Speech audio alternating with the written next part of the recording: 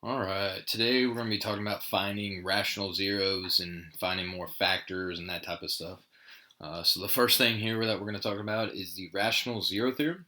If a polynomial's function has integer coefficients, then every rational zero of the function has the following form right here. And what you're going to do is you're going to take, we're going to call it P, I guess, and those are going to be the factors of the constant term. And then Q is the factor of the leading coefficient. And you're going to take each of those terms, you're going to list out every combination possible, and then you're going to have a positive and negative version of that right there. And if you have rational factors or factors that are fractions or whole numbers, it's going to be from one of these numbers from this list. All right, and here in a second, once I show you how to do this here, I'll explain why. So first of all, you want to look at your coefficient out in front here. Make sure you're in descending order with the powers. So notice all the powers are decreasing there. And then you're going to look at this value right here, 1, and then this value here, 6 or negative 6. It really doesn't matter if you do negative or positive.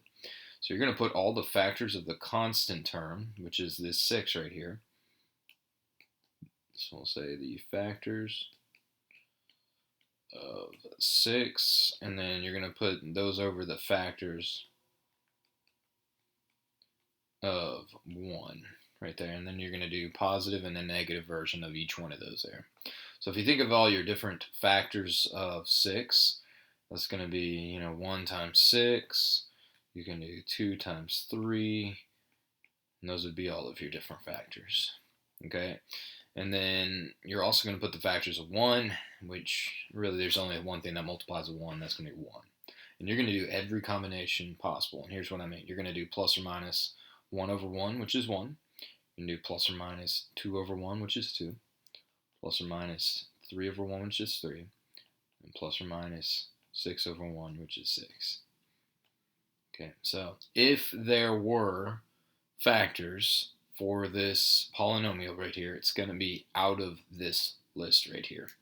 Okay, the reason this was especially useful, especially a bunch of years ago before we had all these fancy graphing calculators, is if you were trying to factor and figure out your solutions and you didn't know where to start, you could choose from this list right there. So you have positive negative 1, positive negative 2, positive negative 3, and positive negative 6 right there. And so you'd have 8 different things. And what we would do is go and use synthetic division, listen all your numbers out, and then seeing if you do synthetic division, if you get 0 at the end. So here's what I'm going to do here. I'm going to go and actually show us the graph of this equation right here. So we're going to go off here to the side. I'm going to type that in for y equals. You go ahead and do that. You got x cubed. So x, or actually I'm going to go ahead and clear everything out. Okay, so x raised to 3. Then we have plus x squared. Oh, but I'm still up there. Struggling here. Okay, so plus x squared. Then minus 3x. And then minus 6. Okay, and then we're going to look here at the graph. And I guess I got it zoomed in, kind of weird. So it only has one x-intercept, and notice it happens over here at positive 2. And if we go here back to that list, notice that positive 2, here's 2 right there, positive 2 would have been in that list right there. And then all the other factors, they'll either come from this list as well, or they might be irrational factors, which means you could have like imaginary stuff, or you could have stuff with square roots. Okay, this used to be, once again, really helpful because if we didn't have a graphing calculator, we would just have to go and try every single one of those values until we could figure out what was a factor. So that's how you do that. Let's try another one with a little bit more going on here. So this will be the factors of 8 over the factors of 2. So if you think of your factors of 8, you can say it's like 1 and 8. You could do 2 and 4 as well. Factors of 2 are going to be 1 and 2. Okay, and then you're going to do every combination possible. So I'll put everything over 1 first, and then I'll put everything over 2 next. So 1 over 1 would be 1. 2 over 1 would be 2. 4 over 1 would be 4. And then 8 over 1 would be 8. And now you're going to do all the same ones, except you're going to put them over 2. So we'll do plus or minus 1 over 2, which is 1/2, can't do anything. If we do 2 over 2, that will reduce down to 1. And if we do 4 over 2, that will reduce down to 2, which we already have both of those. And then 8 over 2 is going to reduce down to 4. So we already have those accounted for there. So these would be all of your different factors. And that's really all you need to know from that. Most of the times on these types of problems, we're going to have a graphing calculator.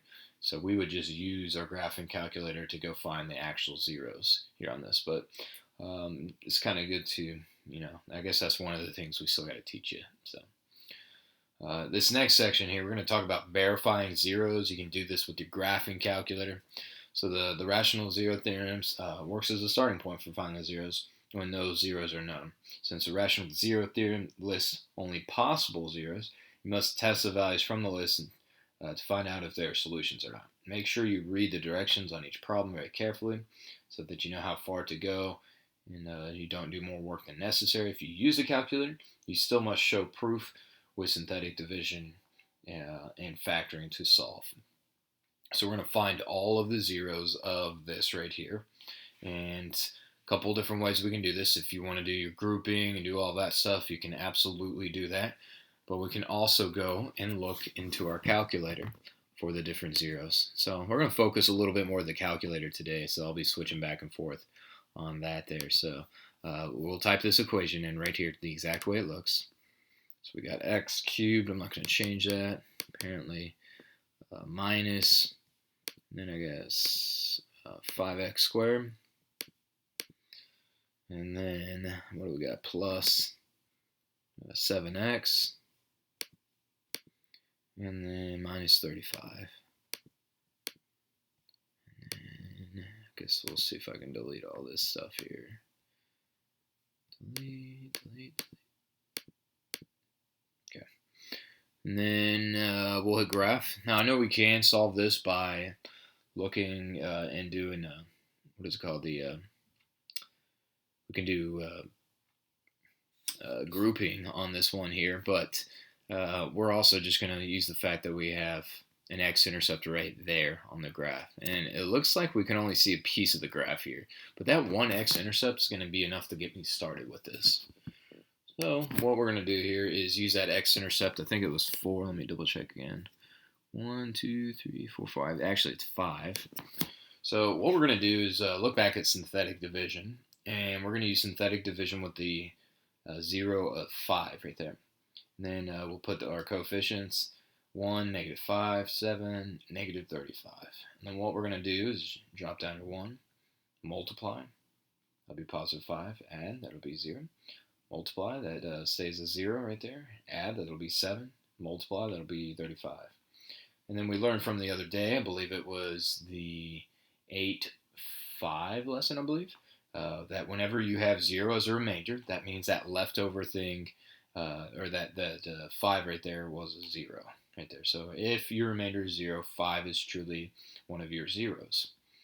Okay, and then our leftover stuff here, we can decrease the power by 1, say this is x squared. You don't have a regular x, so x squared plus 7. Okay, and then what we're going to do to find the other zeros is set that actually equal to 0.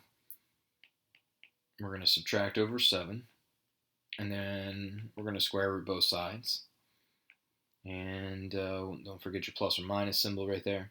So that means one of your zeros was x equals 5. And then the other 0, and that's what we did up there. The other 0 is negative plus and minus I root 7 right there. So that means one of them was real and the other 2 were not real. And that's it right there on that.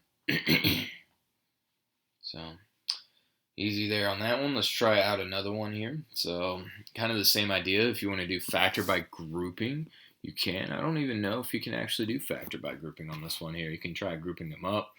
You might not be able to factor anything out of these here. So let's see if we can graph it and see, see what's going on here on this. So this will be x raised to 3, and then minus 8x squared. And then what do we got? Plus 11x and plus 20. And then we're going to look for our x-intercepts. Hopefully we get a nice clean one right there. It looks like we can see all three of them. So this one here looks like you got one at -1. Looks like at 1, 2, 3, 4, and then 5 right there. If you want to check for sure, maybe it's really close to those numbers, but not quite those numbers, we can go look at our table, and then we can go see whenever our y values are 0, that's going to be where your x-intercepts are. So apparently our zeros are x equals -1, x equals 4, and then x equals 5. All right, and this is how I do these problems here. So those are all of our zeros. What I'm going to do here is use synthetic division with one of them. So I guess I'll choose the first one here, -1. And then I'll put my coefficients, -1, 8, 11, and 20. Okay, and then drop down your 1. All this will be the same. So that'll be 1. And then multiply, that'll be -1. Add, that'll be -9. Multiply, that'll be 9. Add, that'll get you 20. Multiply, -20. Add 0. Okay, now this is what's going to be new here about this. Instead of rewriting this, and you can write this if you want, but instead of writing x squared minus 9x and then plus 20, what I'm going to do is actually I'm going to chain together my synthetic division. And I'm going to do the same exact thing here, synthetic division, except I'm going to go with 4 right here. And then I'm just going to redo synthetic division with these same numbers, with these same coefficients right here. So drop down your 1, multiply, that'll be, I guess, 4. Add, that'll be -5. Multiply, that'll be -20. And then that'll be 0, and that's it right there. That's your remainder. And then you can chain together synthetic division one more time. So x equals 5. So we will basically divide everything here with synthetic division. Drop down your 1, that's 1. Multiply, that's +5. And notice there that you get 0 there at the end. So that verifies that all three of those there are our zeros right there. So we did synthetic division with a bunch of different things here. And then since we did, I guess, synthetic division a bunch of times, you could say, 1 is left over, which we don't really, need to write. But yeah, we did synthetic division 3 times, and notice that you have a power of 3. So that accounted for all of your different x-intercepts. So the new thing is chaining together synthetic division. And that's what we're doing here on this problem. Chain synthetic division right there. So use those different zeros there. Now, another thing I want to add here is you can go back and use 4 with synthetic division with the original numbers, and then you can use 5 with the original numbers. But it's going to kind of help us with some of these other problems if we chain them together a bunch like that. So, anyways, let's try out a few extra problems here. Some of the same type of things here, different numbers. So, yeah, let's see what's going on here with this one. Yeah, so with this one here, I guess I would just type it in the graphing calculators again. If you want to get the possible zeros here, the possible zeros is using that rational zero theorem. So I guess you'd go factors of 56 over the factors of 1.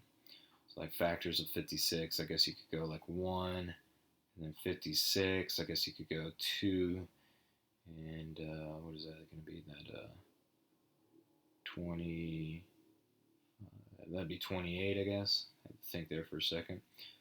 I don't think 3 goes into there, but I think 4 can.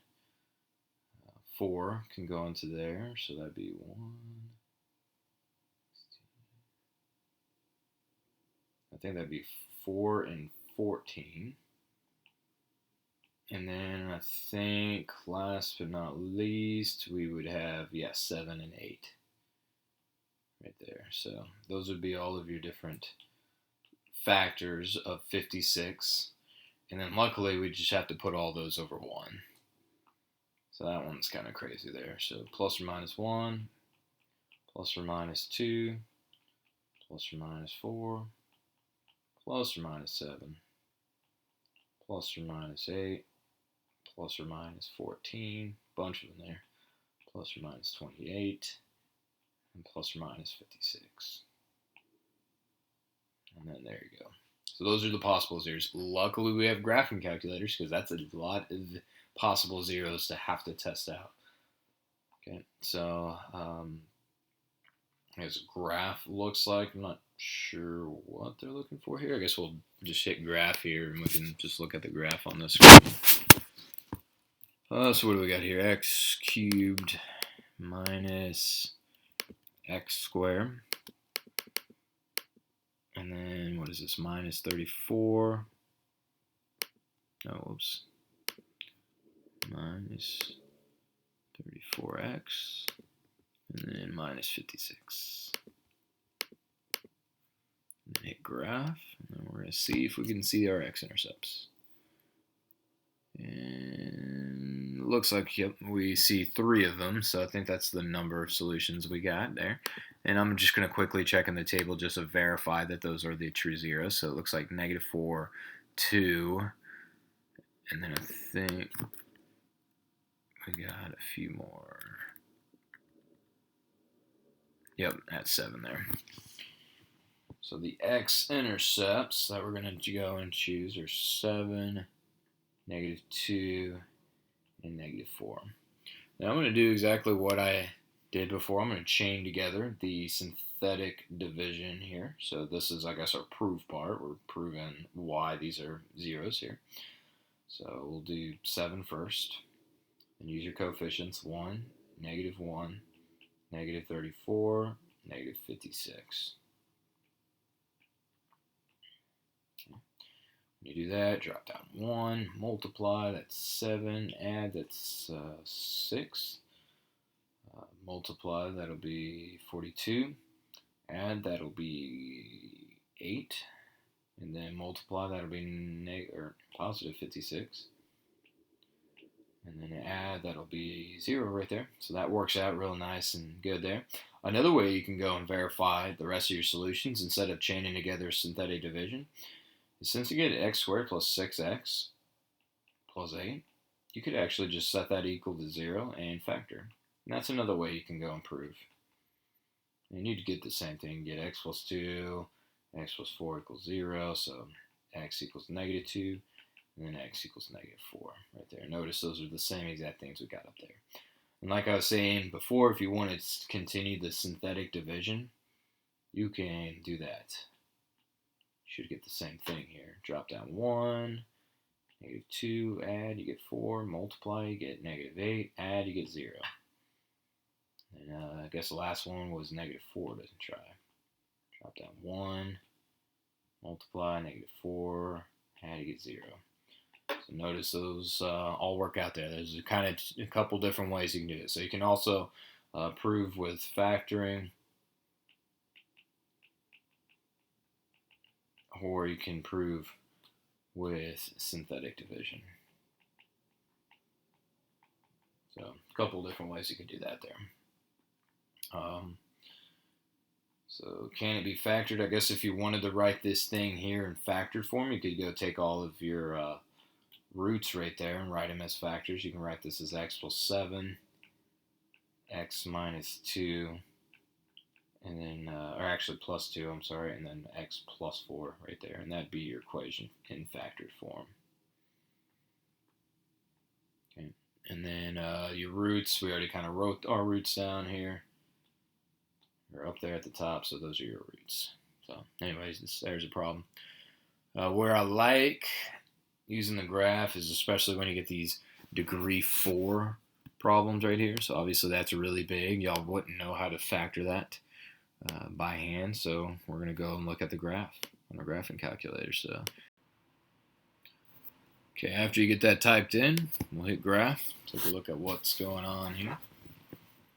Oh, and if you're wondering why my graph looks weird, I messed up with the window a little bit on this one here. So anyways, notice here that you got a couple of zeros here. It looks like you got something here at 1, 0.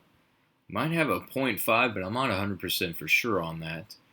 But then it looks like we definitely got -2. So it looks like -2 and then a repeated root over here at 1. So I'm going to take a look at the graph and double check those right there. So I'll hit second, graph, take a look at the table. So yeah, you do have something going on at -2, and then you do have something going on at 1. I'm assuming that's a double root at 1 right there. So let's go ahead and test those roots out with synthetic divisions. So some of your possible zeros, or actually, well, here, I'm going to write x equals -2. I'm doing this off screen for just a second here, and x equals 1. And I'm going to write this as x equals 1. I'm going to write this as the repeated root, which means we could probably use 1 twice with our synthetic division. So let's see what we got going on there. So if we do that, let's do synthetic division with -2. Use your coefficients, 9, 3, -30, 6, and 12. Okay. Drop down 9. 9, multiply, that's going to be -18, add, that's going to be -15, multiply, that's going to be 30, add, that's going to cancel out, multiply, that's going to stay the same, add 6, multiply, -12, add 0. Your remainder is 0. That came out real nice right there. Okay, next I'll try out 1. Okay, and then like we did before, we're going to chain together our synthetic division. Drop down 9, 9 times 1, that'll be 9. Add, that'll be -6. Multiply, that'll be -6 still. Add, that'll be -6. Multiply, that'll be -6. And then add, that'll be 0. And then since 1 seemed like it was a repeated root, I'm going to redo synthetic division with this other 1 right here. Drop that down, that'll be 9, add, that'll be 9, multiply, or actually, I'm sorry, multiply, that should have been 9, add, you get 3, and then multiply, it looks like that doesn't come out there. So I guess maybe 1 is not a repeated root, which is kind of interesting. It looked like a repeated root. Something weird's going on here. So what I'm going to do is I'm going to pick up from right here, I'm going to say 9x squared minus 6x minus 6, and then I guess, equals 0, whatever you want to put there. And then what I'm going to do here is, let's see if I can factor this down a little bit more. So as far as all of these, they're all divisible by 3. So I'm going to factor out 3. It's going to give me 3x squared, I guess, minus 2x, and minus 2. Okay, and then from here, I'm going to see if I can factor the rest of this right here. So I need 3 times -2, that's -6. And I'm going to see if I can find factors of -6 that add to -2 here in the middle, which there aren't any, which means something weird's going on here. We're going to do what we did the other day. I guess that was on 8-4. We're going to use the quadratic formula to solve the rest of this here. We're going to set that equal to 0, and we're going to solve using the quadratic formula. So that says -2 plus or minus square root -2 squared minus 4 times a, which a was 3 after we undistributed 3, and then c was -2. Put all of that over 2 times a, or 2 times 3. Okay, and this will become positive 2 out here in front. -2 squared right there, that would be 4. -4 times 3 times -2, that's going to be -12 times -2, which is going to be 24, and all over 6. Obviously that combines up to 28 under the radical, simplest radical form. We're assuming you remember a lot of this, so if this is like the first time you're seeing some of this, probably need to go back and watch some of the previous videos. So that'd be 2 square root of 7, and then all over 6, and then look at this, all of these numbers here are divisible by 2, so this will be right here, everything. And then notice that those right there, those are obviously irrational, since you have the square root of 7, that's going to be some crazy decimal number. So that accounts for 2 of our solutions right there. We have 2 irrational solutions. And then we had our 2 rational solutions up here of -2 and then +1. So those will be all of your solutions right there. We'll say x equals -2, x equals 1, and then all of this stuff up here as well. So can it be factored? As far as how much you can factor it, you'd write this as x plus 2, x minus 1, and then the rest of this stuff here you couldn't really factor. I guess you could write it like this is the only thing you could do as far as factoring. So you could put 3 and then x, 3x squared minus 2x and minus 2. And that would be this thing fully factored. And you wouldn't be able to do any more factoring. Now probably they'd take this 3, let's see if it'll let me circle it, and then put it out here in the front right there. Typically that's how they do it right there. And then that would be everything factored. And then your roots, once again, we put those there. I'm not really sure the author where they wanted everything here, but these are your roots and your solutions right there. So there you go. Okay, next thing here, you got the factor theorem. Says that a polynomial fx is a factor x minus k if and only if the f of k is 0, which basically means if you plug it in and you get 0, that means it's a root or a factor. There are several types of problems that the factor theorem helps us solve. Here are 2 below. So I guess that this right here, they're going to tell us that x minus 3 is a factor. And then we're going to factor the rest of this problem right here. So all we got to do is change that right there to positive 3, and then we're going to use synthetic division. It's kind of the same stuff, honestly. I'm not really sure why we're putting it in a new section. I guess this is just asking for us to factor this polynomial completely. So we're going to use the given factor to help ourselves do that. Let's drop down to 2. That'll be 2, multiply, 6, add, -5, multiply, -15, add, -12, multiply, -36, and then add, you get 0. So we just first of all showed that x minus 3 truly is a factor. And then from here, we're going to factor the rest of this stuff here. So this is kind of like a previous problem here where you can just go and factor the rest of this stuff. Figure out what multiplies to those right there, what foils into that problem right there. This is one of the divide and slide problems that I talk about here. So you do 2 times -12 is -24. And then find factors of -24 that add up to -5. I think you can go -8 and 3 right there. So we'll write this as x minus 8, x plus 3, and then divide. This is the divide part. Divide by your coefficient 2, and then reduce. And then if it doesn't reduce, slide that 2 up to the front of that binomial. So this will be x minus 4, and then 2x plus 3. Okay. Now, if you want the thing fully factored, go ahead and write that factor that we started with from the beginning. Go ahead and put the x minus 3 right there. And then here's your polynomial, fully factored. Okay, if you wanted to go get solutions here, you could set your factors equal to 0. Which you've been doing. X equals 3, x equals 4. If you do 2x plus 3 equals 0, that's going to be 2x equals -3, and then that's going to be x is equal to -3/2. There you go.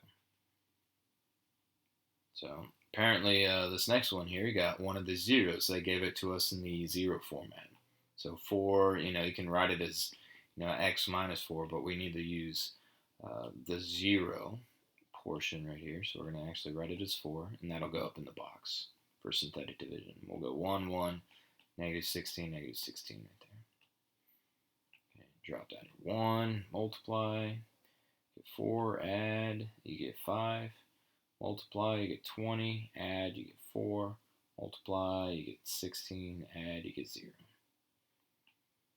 Okay, and from here, if you want to find the zeros using your calculator, you can, but actually, this will be x squared plus 5x and then plus 4. That's actually factorable. So we can figure out what multiplies to 4 pretty easy. That adds to 5, and that'd be 4 and 1. So if you want this thing fully factored, I guess this is asking here for x plus 4 and x plus 1. Those are the remaining factors. If you want to write it completely factored, go ahead and write that first thing that we used as a factor. So if it's x equals 4, the factor is x minus 4. Just like that right there. And then that would be your function. In factor form, if you want to get real fancy, you can put the fx notation. If you want to find the zeros, just set them equal to 0. X equals positive 4, x equals negative 4, and x equals negative 1. How are the zeros and the factors of the polynomial function related? Usually we say that they have opposite signs. And then there you go. So really, honestly, it's all kind of the same stuff here. There's just multiple ways you can find your factors and zeros. You can use a calculator. You can do that rational zero theorem. And you can, factor and actually use the factoring techniques we learned many different ways. So. All right, next thing here is actually we're going to use conjugate root theorem here to identify different roots here. So complex and irrational roots always come in pairs. So I don't know if you've ever noticed this. Whenever you have I root 7 or something like that as a solution, it was always plus and minus. And that's what I mean by they always come in pairs. One's always positive, and then one's always negative. So we can use that to help ourselves write a polynomial function that has given roots, especially with square roots and then I stuff. So, all right, with example 5 here, it's asking us a quartic polynomial has the rational coefficients right here. So square root of 2 and 1 plus I are roots of the function. What are the other two roots? So all we got to do here is think, okay, if square root of 2 is a root, that means you're also going to have negative square root of 2 as a root. So remember, whenever you square root something, usually you get plus or minus. So we say it's plus or minus, so square root of 2 are going to be the roots right there. So there's one of our roots right there. Also with the i's, that's the same idea right there. So if you have 1 plus I, you're automatically going to have 1 minus I right there. And then that is another one of your roots. So we say x equals 1 minus I. And then x equals, I guess, negative square root of 2 right there.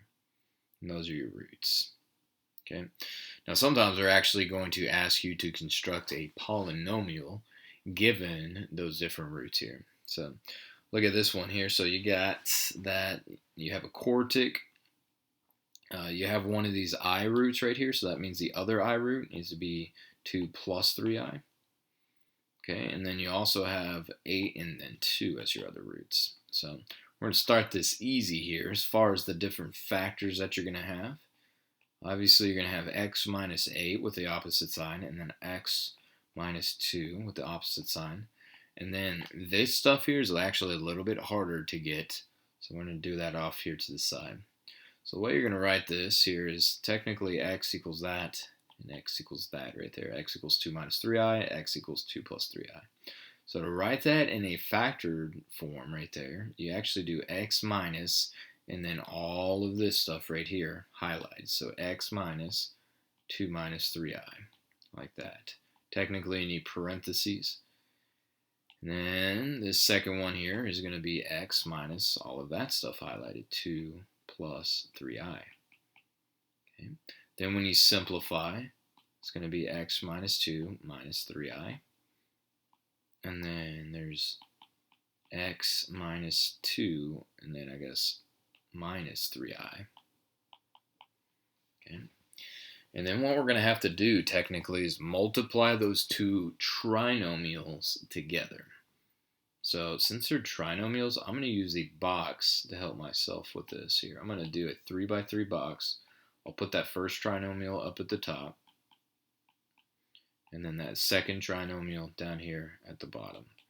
Then after we work it out, we'll see if we can come up with any shortcuts that kind of make it a little bit easier to do, because there's a little shortcut, so you don't have to do this 3 by 3 box every time. So x times x will be x squared.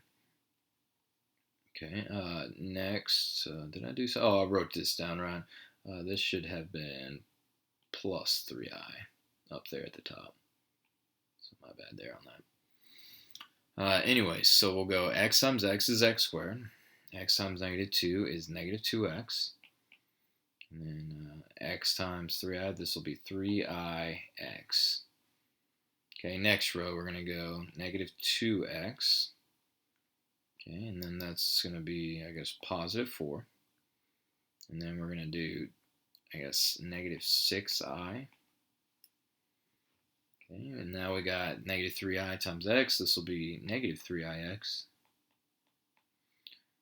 This will be positive 6i. And then 3i times 3i, this is going to be negative 9i squared right there. And then thinking back to our imaginary unit that we're doing, 9i squared, that's actually going to change. That's going to be negative 9 times negative 1, which is actually equal to positive 9. So I'm actually going to replace that with a positive 9. Okay. Now actually there's a lot of things that are going to cancel out here. So notice the 6i's, those cancel out, and then the 3xi, the 3ix, okay, those cancel out right there. And then now we're going to combine all of our like terms. We're going to have x squared. You're going to have negative 4x. And then you're going to have plus 4. And then I guess you're going to have plus 9 here at the end. And then combine those up. That's going to get you to 13. And that would be that thing in factored form. So what we just did is we took imaginary numbers and then we changed it into the polynomial that gets us that. So that was x squared minus 4x. And then, I guess, plus 13. And then that is your polynomial here in factored form. We can say that is fx or y right there, and that's how you would leave your answer. Right there. So a couple things that you can do here to, I guess make your life a little bit easier here as far as shortcuts go. Notice here that what we did here, I guess if we're going to have x times x, we did x squared. Notice here you're going to have negative 2 and negative 2. Notice that got us negative 4x. And then when you FOIL that together, I guess you also get the 4 right there.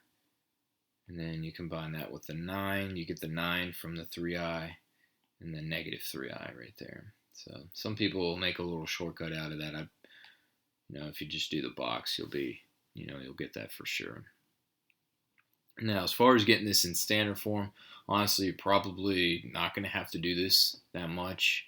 I don't think it's on our actual test here, but if you wanted to get this thing in standard form, this is the simplification behind it. If you're not interested in it, you can probably just skip to the end of the video here. But what we'll do here, I guess, what I'll do here is I guess I'll multiply these two here together. I'm going to go x times everything.